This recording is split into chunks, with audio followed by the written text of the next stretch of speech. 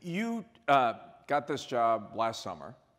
You had your 100-day plan all worked out. You knew what you were going to do. You were ready to go, and then something happened. Talk about that. So I do want to let people know it was a really good 100-day plan, by the way. So at PwC, we have an election process, and we elect our senior partner. And you find out in April that I was successful, and I really did. I had this great plan, and the first one was to choose a leadership team. And one of the great privileges of being the leader of an organization is you get to pick your team.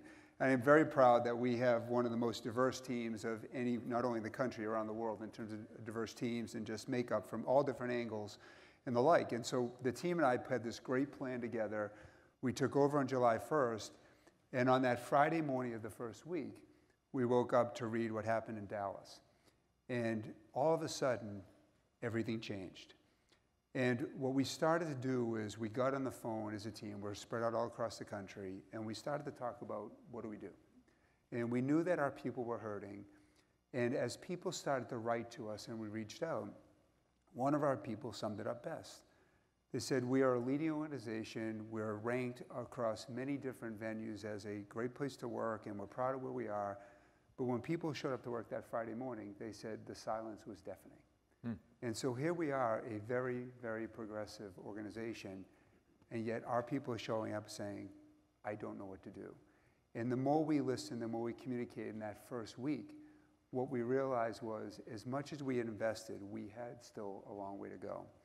And one of the things that you no doubt you see in your organizations is, how much risk do you take? And I am very much a risk taker, but I'm a big believer you listen to your people. And so our people over and over told us in that subsequent week, they told us, we need to talk about this issue. And we made the decision that we were going to open up and talk about race front and center. Before we go too far down that road, there had to be some people in the room who said, you don't want to go there. Yeah, there was. I mean, you know, that whole Howard Schultz and the baristas thing, you know, is that a path you want to follow? Without a doubt. I mean, look, let's just be clear. When you sit around and get your leadership team together, you've got everything from your business unit leaders, your general counsel, your risk management folks. And there are a lot of people saying, too raw, too emotional, can go in the wrong different places. You don't know how other people feel. You're only getting one point of view. And we had all those points of view. And to be very frank, if we're not talking about those issues and acknowledging it, we're not having the whole conversation. We're having the politically correct conversation. So without a doubt, those were there.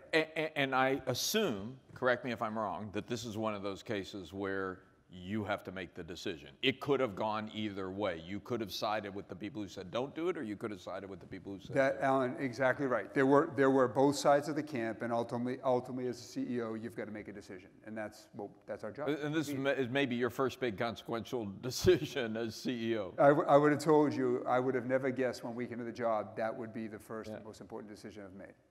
So you say do it. Now, describe it. So, what did you do? So what we decided to do is we were going to talk about race very openly and across the country. So we have 50,000 folks who we all have the privilege to work with at PwC here in the US.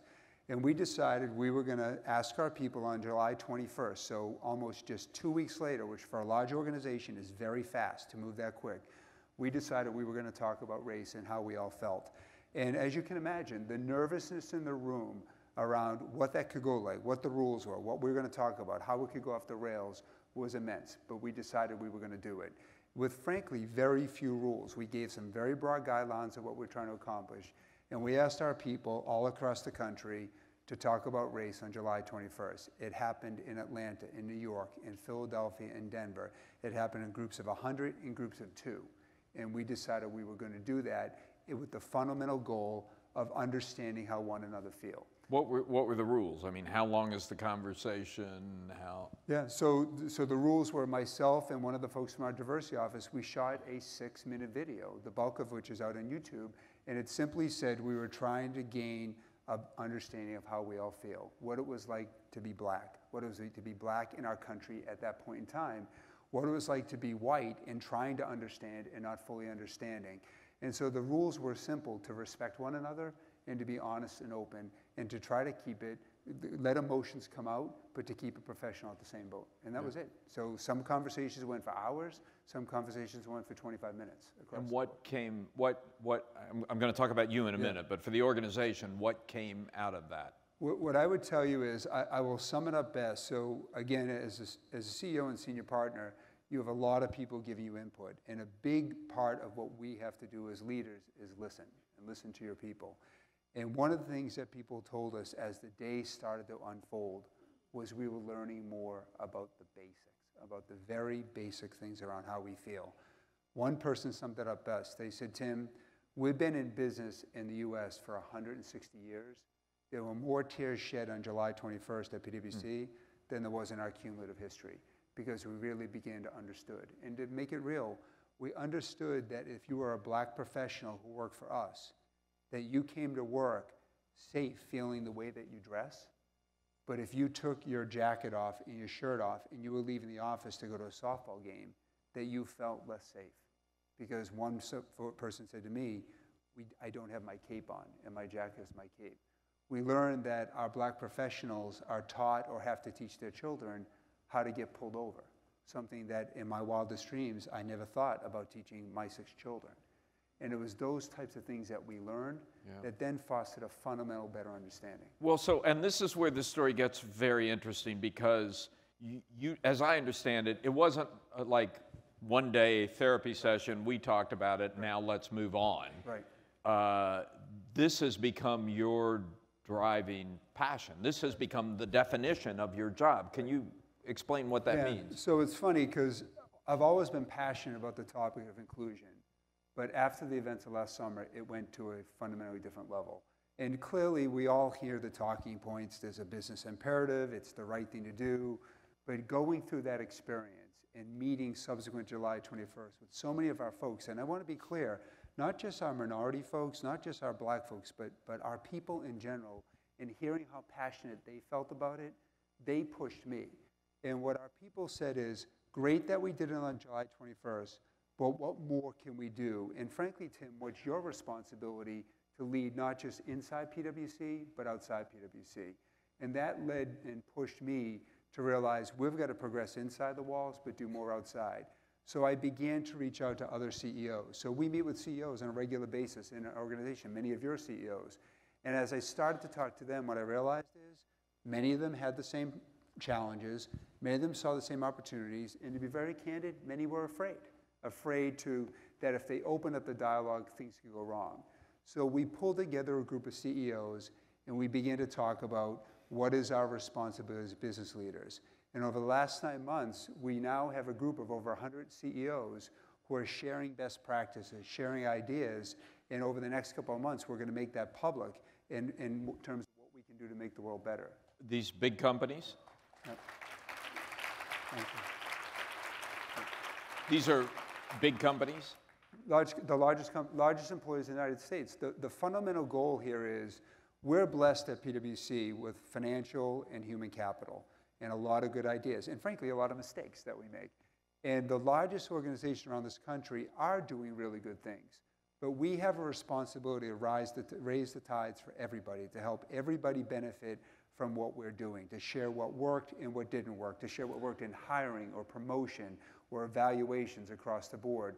And so the commitment that we're making is to share those best practices so everybody benefits from it. And how difficult has it been to get other CEOs into this effort? What I would tell you is in life, it's like anything. There's quartiles. So your leading companies jumped right on. They saw the opportunity. They saw the responsibility to lead.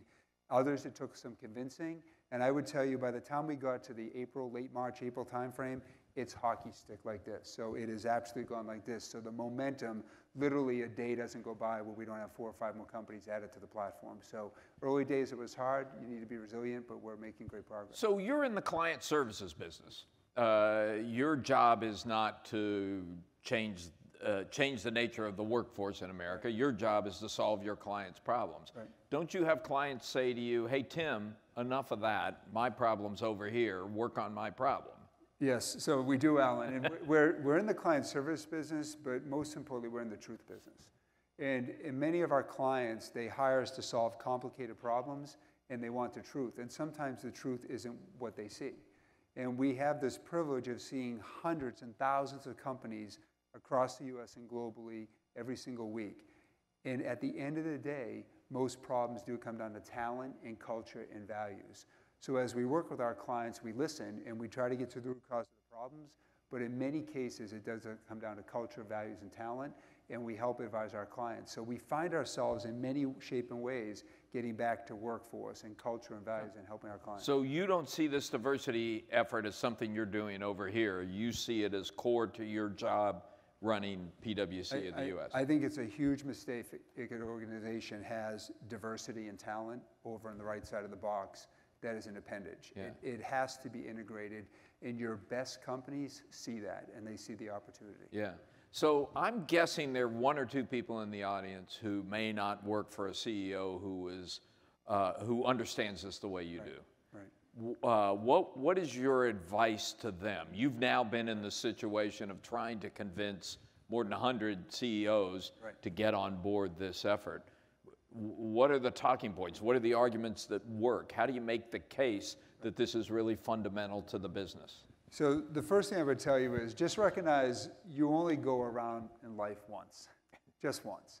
Don't miss your opportunity. Don't be afraid, please.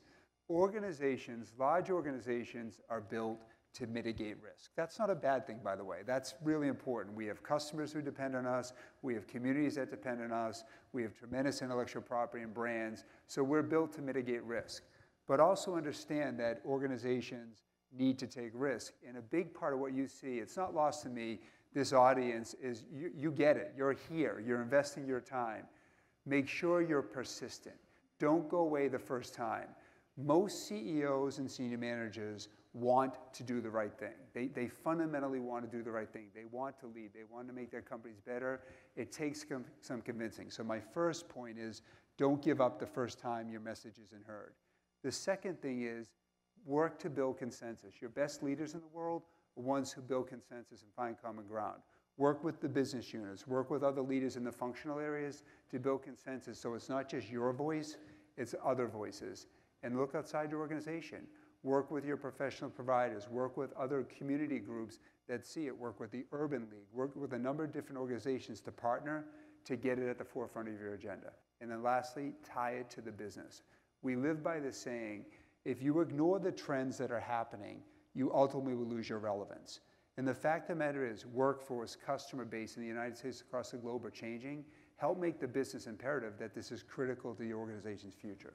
Well, let's talk about that a little bit, because we spent time with John Chambers. You heard some of it this morning, talking about the incredibly rapid pace and accelerating pace of change, and how that's really changing the nature of everyone's business and has to change the nature of a job like yours dramatically. How does that affect this conversation about diversity? So look, these trends, so the pace of change primarily tied to technology demographics is fast as it's ever been. I often tell people, with all due respect to former CEOs or former business leaders, this is both the hardest and the most exciting time to lead ever.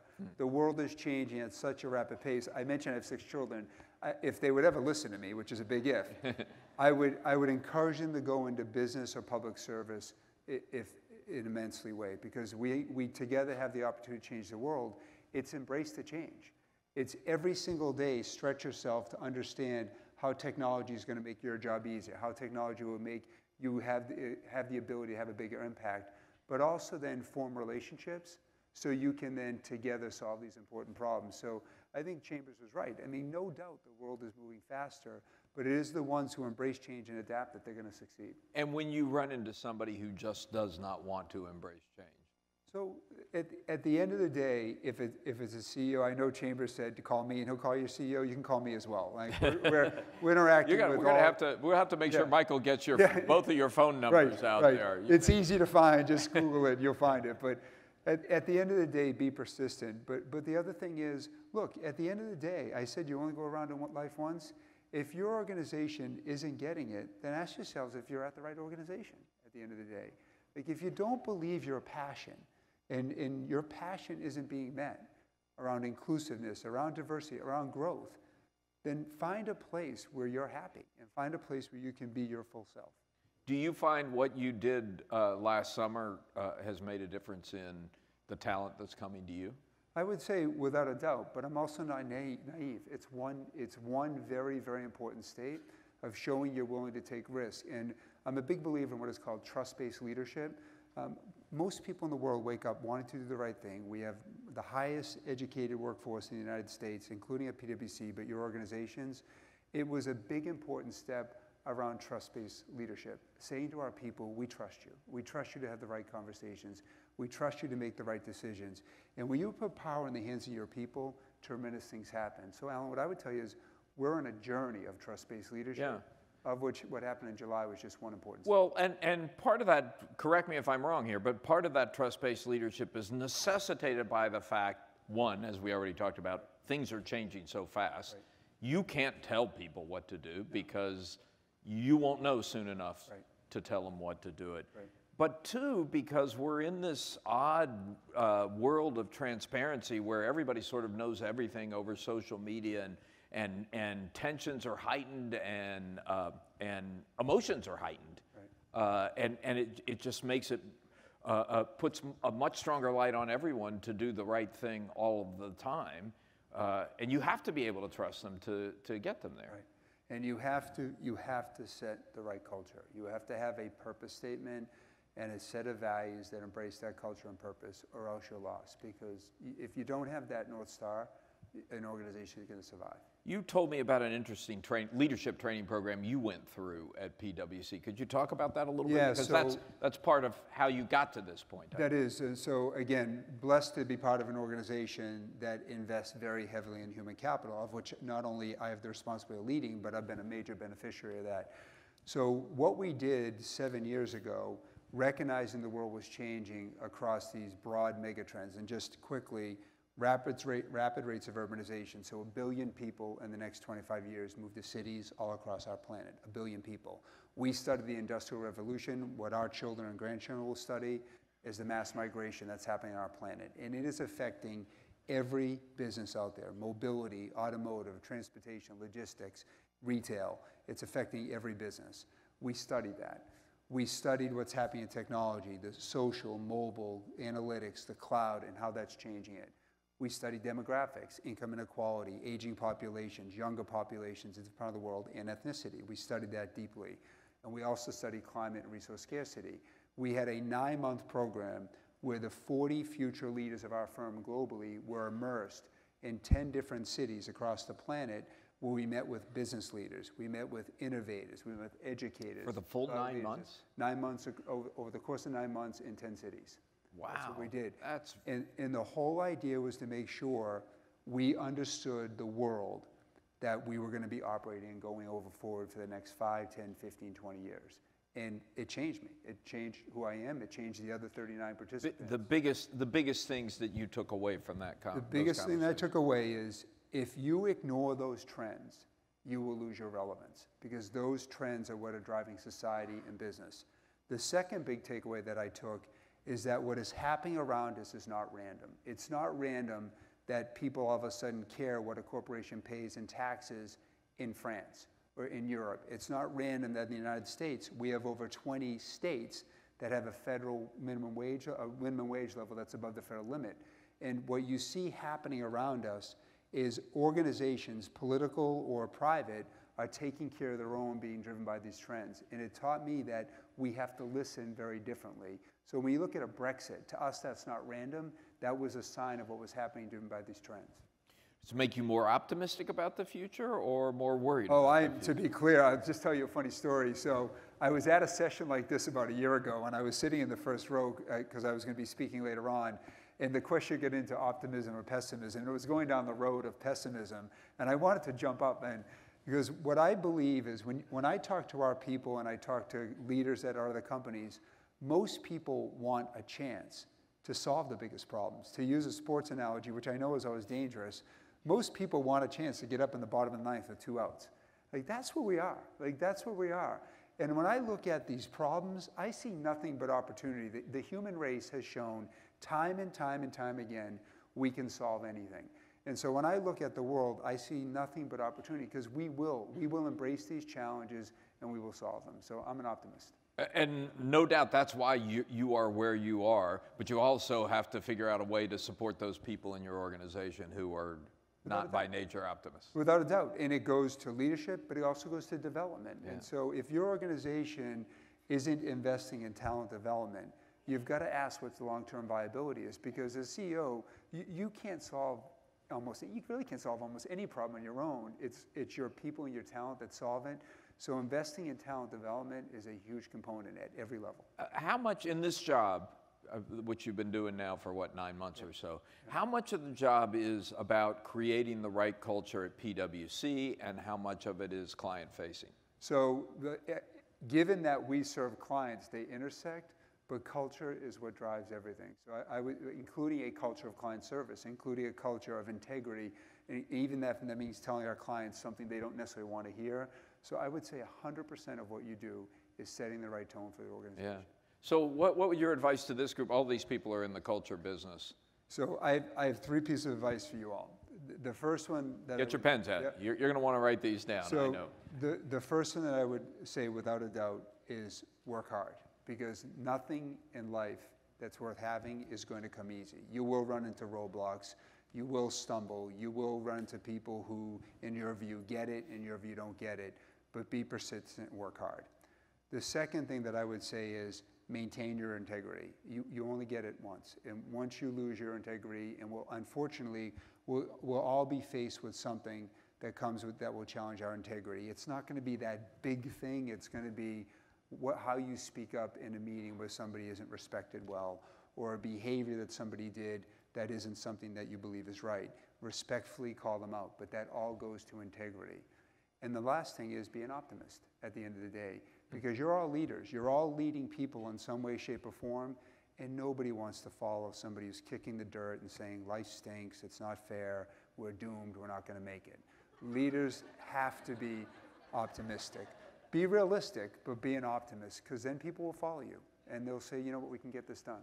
That would be my advice. What's the toughest thing you've had to do in the last year? Oh, I would say without a doubt, the toughest thing that I've had to do is, as I continue to try to improve our culture at PwC, it's taking some of the people closest to me and giving them the real coaching that they need, which is hard because they're your friends.